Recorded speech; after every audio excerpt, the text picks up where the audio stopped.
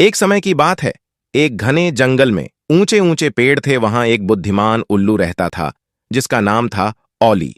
ओली अपनी बुद्धिमत्ता और चतुराई के लिए जंगल में मशहूर था। वह अपने दिनों को एक प्राचीन बरगद के पेड़ की शाखा पर बैठकर जंगल में हो रही घटनाओं को ध्यान से देखते हुए। एक सुनहरा सुबह जब ओली शांति से सो रहा था, तभी एक जिज्ञासु छोटी गिलहरी सैमी नाम की जंगल में आई। सैमी को उत्साह और अद्भुतता के लिए जाना जाता था। वह ओली के पेड़ में उत्सुकता से उछल रही थी और उससे मिलकर उत्साहित हो गई। शुभ प्रभात ओली, आप वहां क्या कर रहे हैं?